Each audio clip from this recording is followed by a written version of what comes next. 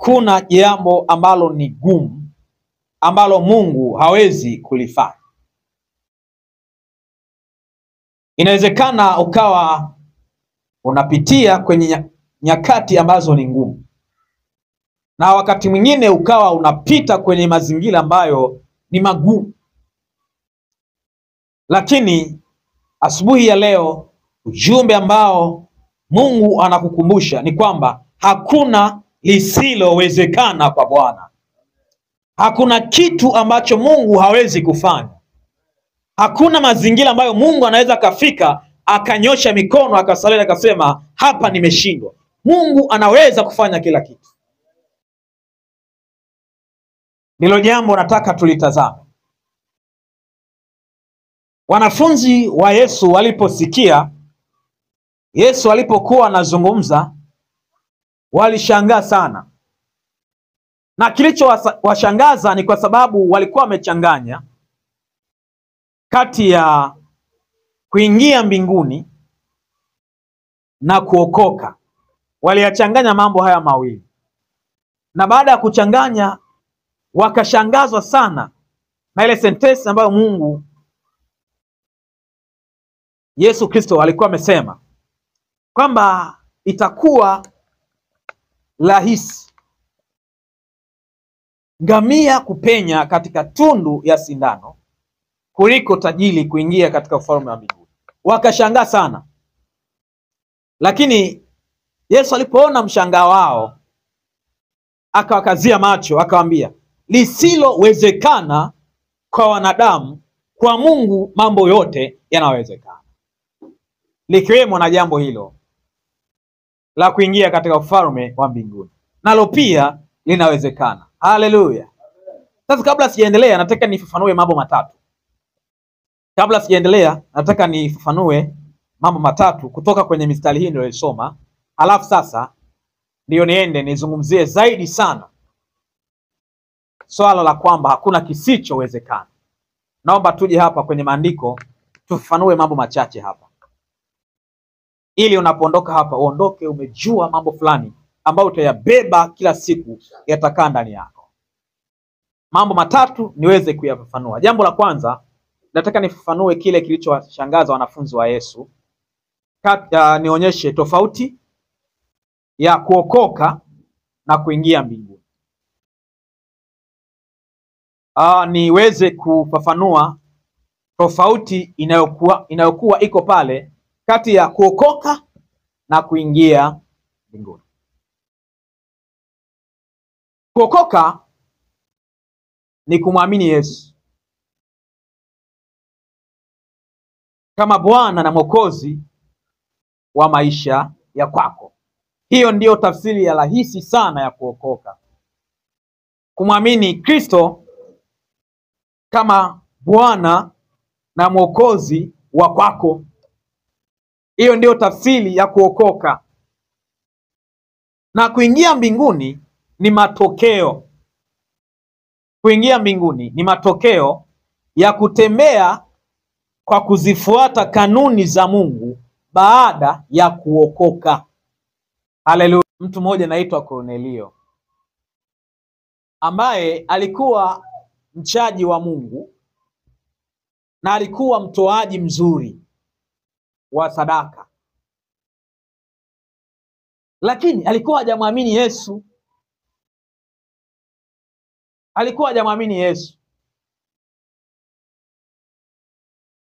Na kwa sababu mtu hawezi kuingia katika ufalme wa mbinguni bila kumwamini Kristo, ilimlazimu Mungu azungumze naye, kitu ambacho Mungu alitaka kumsaidia Kornelio.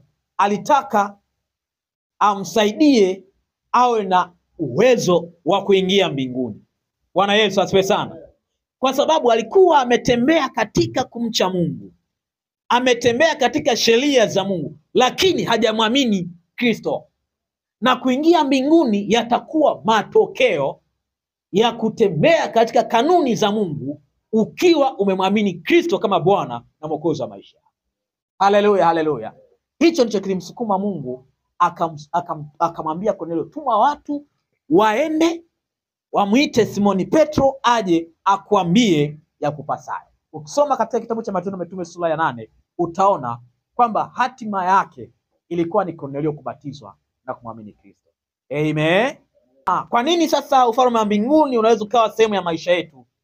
Ni kwamba ufalme wa mbinguni unakuwa sehemu ya maisha yetu kwa sababu tunaambukizwa ufalme huo na Kristo baada ya kumwamini. Yesu ndiye anatuambukiza, anaweka ule ufalme unaingia ndani yetu baada ya kumwamini Kristo. Ndio maana ndugu zangu, tunapaswa kuhubiri Injili ili watu waweze kusikia Injili na kuiamini, ili ufalme wa mbinguni au ufalme wa Mungu uwe sehemu ya maisha yao. Haleluya. Wafilipi sura ya 4 mstari wa 13. Wafilipi sura ya 4 na ule mstari wa 13. Tunayaweza mambo yote katika yeye atutiaye nguvu.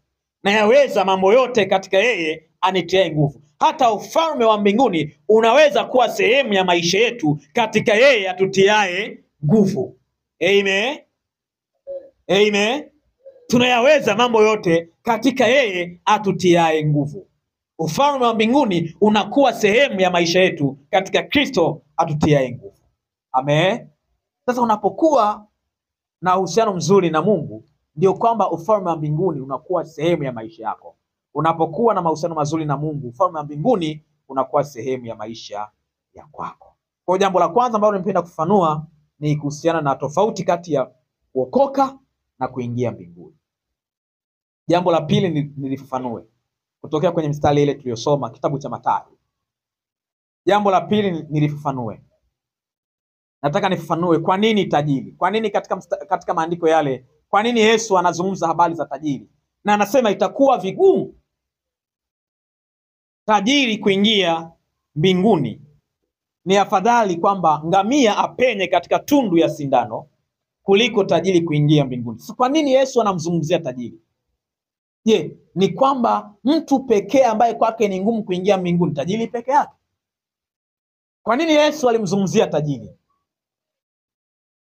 Nataka jambo hili pia nalo nilifafanue. Wakati Yesu anazungumza na wanafunzi wake habari zile ambazo tumezisoma hapa katika Mathayo, wakati Yesu anazungumzia jambo hili kwamba Yesu akawaambia wanafunzi wake, amini nawaambieni ya kwamba itakuwa shida tajiri kuingia katika ufalme wa mbinguni. Nawaambia tena, ni rahisi zaidi ngamia kupenya tundu ya sindano kuliko tajiri kuingia katika ufalme. Wakati Yesu anaanza kuzungumza maneno haya na wanafunzi wake, alikuwa ametoka kuzungumza na kijana mmoja aliyekuwa tajiri. Alipozungumza na yule kijana akataka kujua kwamba ni mambo gani anapaswa kuyafanya ili aweze kuingia mbinguni. Miongoni mwa maelekezo ambayo Yesu alimpa, alimwambia nenda kauze mali zako zote kisha uwagawie maskini. Jambo lile lilimfanya yule kijana tajiri anyong'onyee, ajisikie vibaya. Haleluya. Sasa yale majibu ambayo yule kijana tajiri aliyatoa, wanafunzi wa Yesu waliyasikia, na kila kilichokuwa kimeendelea pale walikuwa wameona. Kwa maana hiyo sasa, kwa sababu Yesu alipenda kufundisha kwa mifano, ule ulikuwa ni mfano mzuri kwao kuweza kuelewa, akizungumzia habari za ufalme wa Mungu. Haleluya.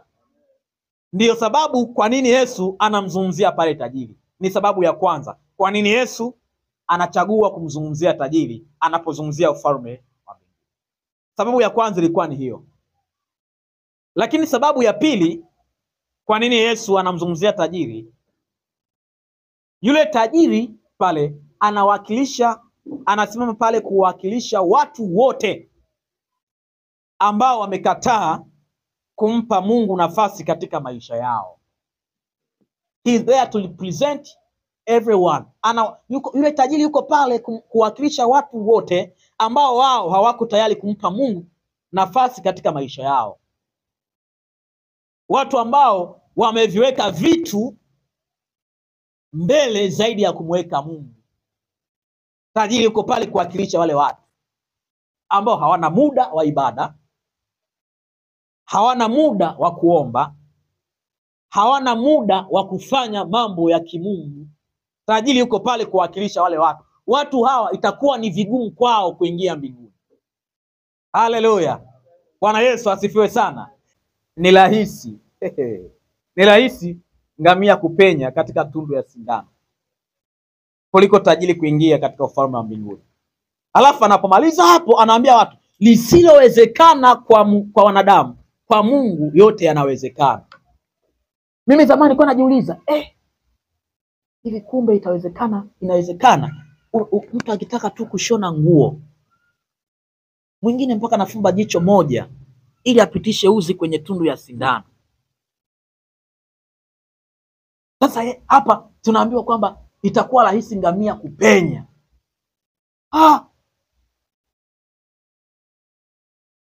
Jambo hili litawezekanaje? Alafu nakwambia kwa wanadamu haiwezekani, kwa Mungu inawezekana. Lisilowezekana kwa wanadamu, kwa Mungu mambo yote yanawezekana. Tundu ya sindano.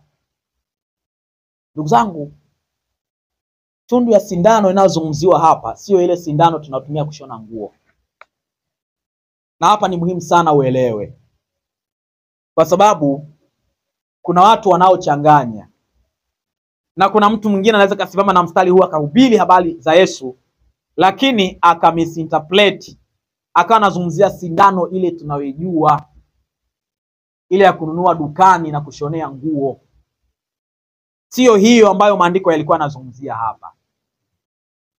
Lakini tundu ya sindano inayozungumziwa hapa ulikuwa mlango katika ukuta wa kuingia Yerusalemu. Kwenye ule ukuta wa Yerusalemu, na bahati nzuri Ijumaa nilizungumzia kidogo habari za ukuta wa Yerusalemu. Ule ukuta wa Yerusalemu ulikuwa na mageti mengi. Sasa kulikuwa na lango kuu la kuingia mjini Yerusalemu. Lile lango lilikuwa linafunguliwa asubuhi, halafu jioni linafungwa. Amen. Ikifika jioni lile lango lilikuwa linafungwa. Mlango ambao ulikuwa unabakia wazi na unaweza kutumika ulikuwa ni huu mlango unaoitwa tundu ya sindano. Sasa lile geti kuu la kuingia Yerusalemu lilipokuwa limefungwa jioni, watu ambao walikuwa wako nje ya geti wakati lango linapofungwa walilazimika kupita kwenye tundu ya sindano, kwenye ule mlango mdogo uliokuwa unaitwa tundu ya sindano, ili kuingia mjini Yerusalemu baada ya lango kuu kufungwa. Sasa mtu ambaye alikuwa anakutwa nje yuko na ngamia. Mnajua ngamia wale wa kusafiria? Amen. Zamani walikuwa wanatumika sana, ndio yalikuwa magari ya zamani, ngamia. Sasa mtu ambaye alikuwa yuko nje hajaingia mjini na lango kuu limefungwa, ilikuwa ni ngumu yeye kuingia kupitia lango lile dogo na ngamia wake. Haleluya. Alilazimika kumwacha ngamia nje au asiingie, kwa sababu yule ngamia alikuwa hawezi kupita kwenye ile tundu ya sindano, kwenye ule mlango mdogo. Kwa Yesu anapozungumza kwamba itakuwa rahisi ngamia kupenya tundu ya sindano, alikuwa anazungumzia mlango ule. Haleluya. Haleluya, haleluya. Ndio alikuwa anazungumzia mlango ule. Sasa ilikuwa ni rahisi kwa wanafunzi wa Yesu kuelewa na watu kuelewa, kwa sababu tundu ya sindano walikuwa wanaijua ilivyo na namna ambavyo watu wengine wanasalia nje ya ukuta wa Yerusalemu geti kuu linapokuwa limefungwa kabla hawajaingia. Kwa walikuwa wanaelewa. Kwa hiyo napoambia hivyo walikuwa wanapata picha namna ambavyo ni gumu kwa mtu ambaye hampi Mungu nafasi kwenye maisha yake kuingia katika ufalme. Haleluya. Bwana Yesu asifiwe sana. Haleluya, haleluya. Kuna wakati utafika mtu atakuwa na nafasi ya kuokoka. Kipindi hiki ndicho kipindi sahihi kwetu kumpa Yesu maisha yetu. Haleluya, watu wa Mungu. Bwana Yesu asifiwe sana. Hiki ndicho kipindi sahihi kila mtu kumpa Yesu maisha yake, kwa sababu bado nafasi tunayo. Geti likishafungwa, nafasi itakapokuwa haipo tena, kuna watu watalia na kusaga meno. Kuna watu wataumia. Kuna watu watahuzunika, kuna watu wataikosa mbingu kwa sababu ya kuchelewa. Mwingine atakufa hajamwamini Yesu. Mwingine Yesu atarudi wakati bado anaishi kwenye dhambi. Itakuwa ni hasara. Heri kwako wewe ambaye umempa Yesu maisha yako leo.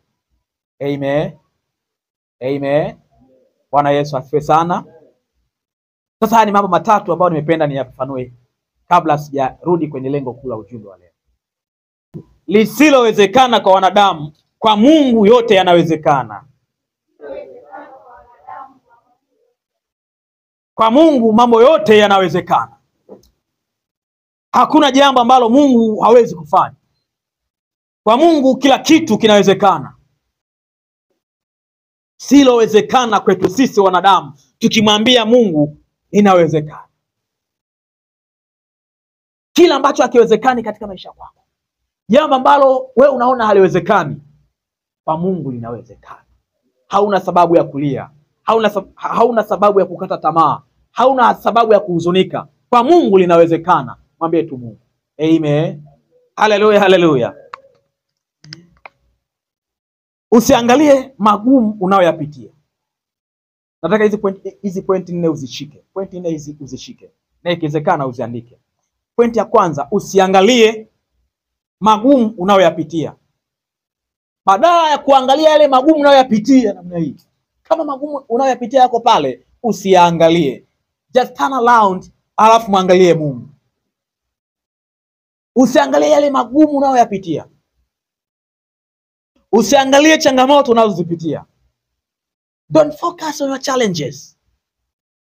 Muangalie Mungu zaidi kuliko kuziangalia changamoto zako. Muangalie Mungu zaidi kuliko kuangalia matatizo yako. Muangalie Mungu na mtarajie Mungu katika hayo unayoyapitia. Kwa sababu lisilowezekana kwa wanadamu, kwa Mungu linawezekana. Kitabu cha Mwanzo sura ile ya 18. Mwanzo sura yake ya 18. Kitabu cha Mwanzo, fungua Mwanzo sura 18 na ule mstari wa 14. Tuangalie kidogo habari za Ibrahimu pamoja na Sara. Sura ya 18 na mstari wa 14. Biblia inasema, kuna neno gani lililo gumu la kumshinda Bwana? Kwa muhula wake nitakurudia wakati huu mwakani, na Sara atapata mwana wa kiume. Sara alikuwa